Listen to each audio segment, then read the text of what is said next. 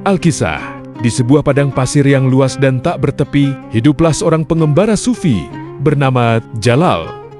Ia telah meninggalkan kampung halamannya, bukan untuk mencari harta, melainkan untuk mencari makna tentang Tuhan, tentang dirinya, dan tentang rasa kehilangan yang tak pernah ia pahami sejak ibunya wafat. Hari itu, matahari menggantung tanpa belas kasihan, pasir membakar telapak kaki, angin kering menyayat kulit, dan kantung airnya telah lama kosong. Setiap langkah terasa seperti menantang ajal.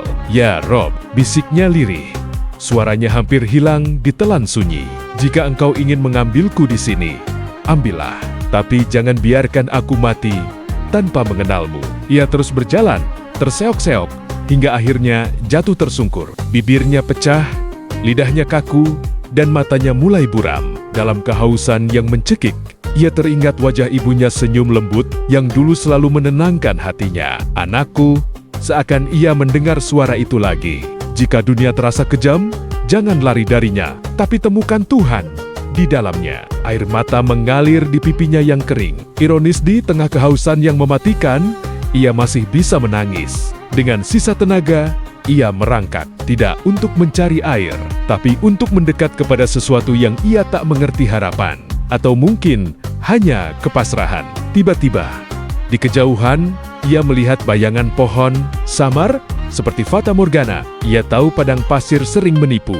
Namun kali ini, hatinya berkata lain. "Kalau ini tipu daya pun, biarlah aku mati dalam harapan," gumamnya. Ia menyeret tubuhnya menuju bayangan itu. Setiap gerakan terasa seperti menyayat jiwanya. Nafasnya semakin pendek.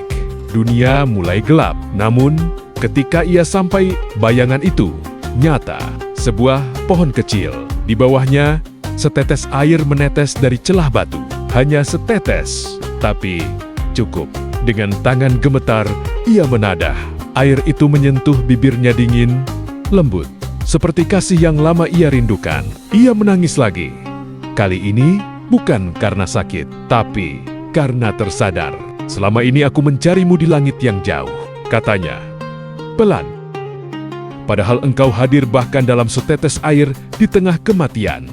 Jalal bersujud di pasir, tubuhnya lemah, tapi hatinya penuh. Hari mulai senja, langit berubah jingga, dan di bawah pohon kecil itu, seorang sufi yang hampir mati. Kehausan akhirnya menemukan sesuatu yang lebih dalam dari sekadar air.